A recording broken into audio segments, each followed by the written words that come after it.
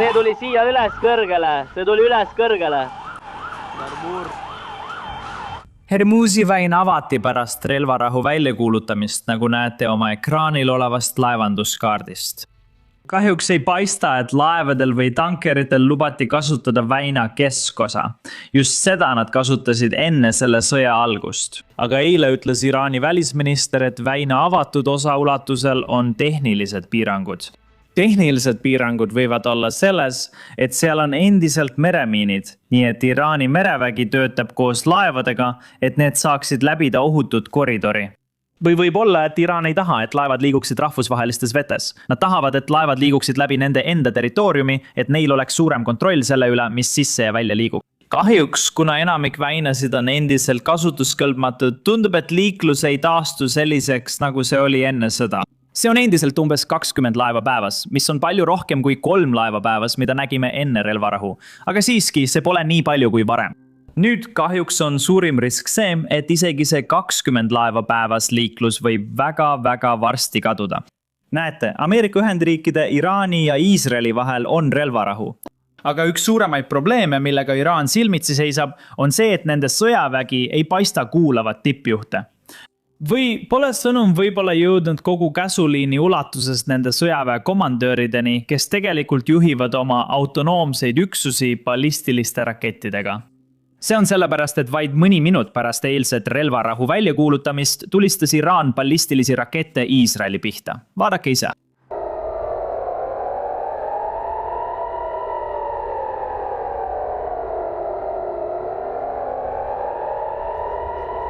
See, mida te just nägite, oli Iraani ballistiline rakett kobarlahing peaga, mille pisipommid sadasid alla Iisraeli teise suurimasse linna Tel Avivi.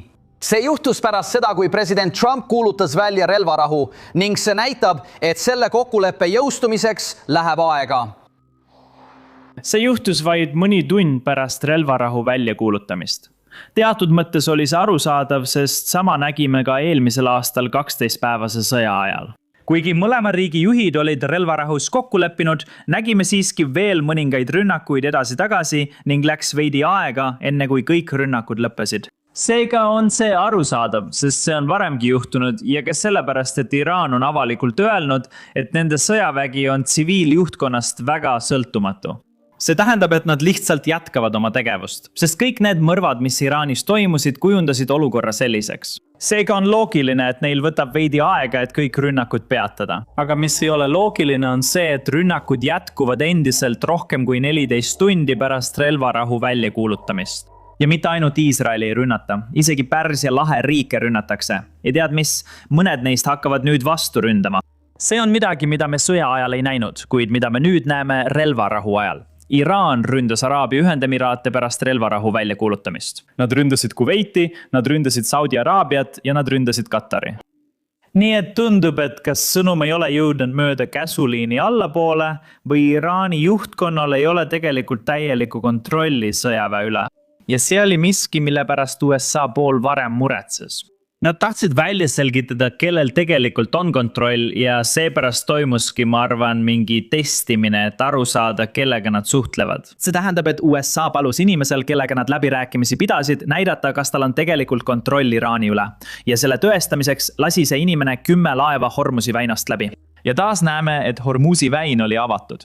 Seega võib väita, et inimene, kellega Ameerika Ühendriigid läbirääkimisi peavad, kontrollib mereväge, mis haldab Hormuzi väina, kuid tal puudub kontroll Iraani sõjaväe üle, mis haldab ballistilisi rakette. Täna hommikul pidas Pentagon pressikonverentsi, kus võeti põhimõtteliselt kokku kõik, mida USA sõjavägi on viimase kuu jooksul operatsioonis Epic Fury saavutanud. Ja sellel pressikonverentsil küsiti Pete Hexetilt Iraani poolt endiselt tulistatavate rakettide kohta. Kuulake tema vastu. Mary Margaret väljaandes The Daily Wire, mul on 2 küsimust.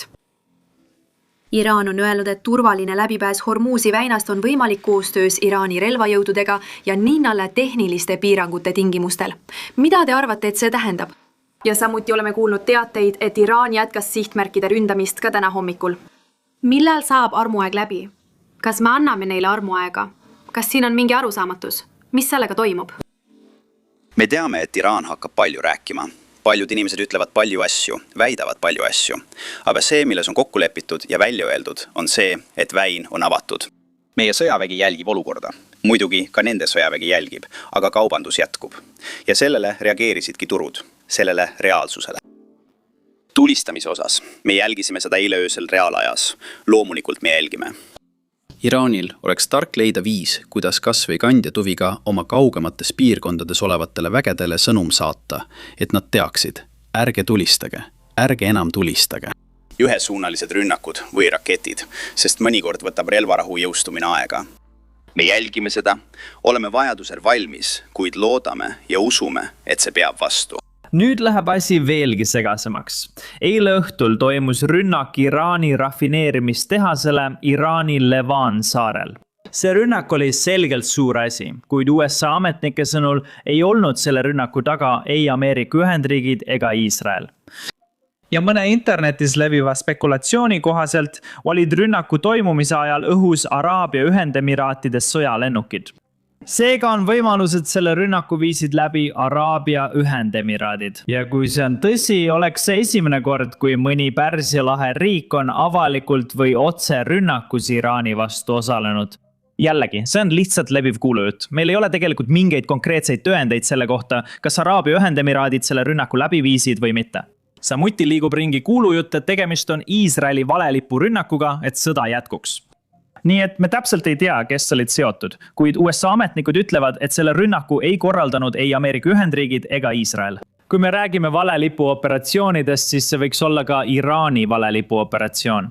Sest täpselt nagu Ameerika Ühendriikides ja Iisraelis on rühmitusi, kes ei taha, et see sõda lõpeks, on ka Iraanis rühmitusi, kes ei taha, et sõda lõpeks, kes tõenäoliselt ei nõustu relvarahuga. Nii et ka nemad võisid rünnaku korraldada. Jällegi, me ei tea täpselt, mis on tõde. Ringleb palju kuulujutte, aga kuna me räägime Iisraelist, siis vaatame üle Iisraeli reaktsiooni. Täpsemalt Iisraeli valitsuse reaktsiooni relvarahule. Enne kui me sellega jätkame, kiire meeldetuletus. Vajutage allpool meeldivaks märkimise ja tellimise nuppe. See aitab meid algoritmis väga palju ja võimaldab meil jätkata uudiste kajastamist teie jaoks. Eilses videos rääkisime sellest, kuidas Valge Maja ametnikud ütlesid, et Iisrael on osa relvarahust, mille USA ja Iraan kokku leppisid. Aga see tähendab konkreetselt seda, et relvarahu on Iisraeli ja Iraani vahel. See ei tähenda tingimata relvarahu Iisraeli ja kõigi Iraani toetatud rühmituste vahel, kellega Iisrael võitleb. Tegelikult nägime isegi mõningaid uudisraporteid Liibanonist, kus öeldi, et relvarahu tegelikult ei puuduta Liibanoni. Nii et Iisraeli pealetund Liibanonis, Iisraeli sõda Hezbollahga jätkub samamoodi. Olukord jääb muutumatuks. Hiljem öösel ütles Pakistani peaminister, kes on sisuliselt peamine vahendaja Ameerika Ühendriikide ja Iraani vahel, selle avalikult välja. Hezbollah kuulub selle relvarahu alla, mille Ühendriigid ja Iraan kokku leppisid. See tähendab, et Iisraeli pealetungile Hezbollah vastu Liibanonis peab vähemalt paus tulema. Muidugi ei tähenda paus tingimata seda, et Iisrael tõmbub tagasi Lõuna-Liibanonist, kuhu nad on läinud puhvertsooni looma. Kuid vähemalt võiks pausi oodata, kui relvarahu kokkuleppe saavutatakse. Aga tead mis? Varsti pärast Pakistani peaministri avaldus tegi oma avaldusega Iisraeli peaminister ning ta ütles sisuliselt, et 2 nädala pikkune relvarahu Iraani, Iisraeli ja Ameerika Ühendriikide vahel ei hõlma tegelikult Liibanoni. See tähendab, et Iisraeli pealetung Liibanonis jätkub samamoodi. Seal pole midagi muutunud. Seda kinnitas täna hommikul ka president Trump ise, kui ta rääkis PBS-i reporteriga, öeldes sisuliselt, et Hezbollah ei olnud osa sellest kokkuleppest, mille Ühendriigid ja Iraan sõlmisid. See tähendab, et Iisraelil ei ole mingeid piiranguid oma pealetungis Liibanonis. Nüüd läheb asi huvitavamaks, sest täna hommikul mitte ainult ei jätkunud Iisraeli pealetung, vaid see eskaleerus tasemeni, mida me pole kunagi varem näinud. Need olid kõige tugevamad rünnakud, mida Iisrael selles sõjas läbi on viinud. Enne kui me neist rünnakutest räägime, tahan ma kiiresti üle vaadata Iisraeli reaktsiooni eilsele relvarahu väljakuulutamisele, sest see annab meile natuke rohkem aimu, mida Iisrael kogu sellest sõjast arvab. Wall Street Journali andmetel teatati Iisraelile relvarahust viimasel hetkel ja neile ei meeldinud eriti see, et Ameerika Ühendriigid nõustusid relvarahuga. Tegelikult Benjamin Netanyahu ei olnud üldse läbirääkimistesse kaasatud.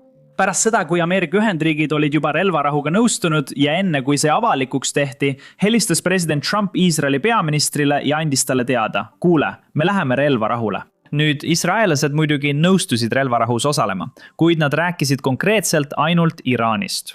Nad ütlesid selgelt, et Iraan ja Liibanon on 2 erinevat areeni, seega Liibanon ei ole selle kokkuleppe osa.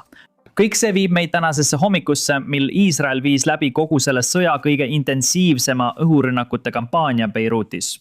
Me pole midagi sellist näinud alates sõja algusest. Peaaegu 100 Iisraeli õhurünnakut toimus vähem kui 10 minutiga.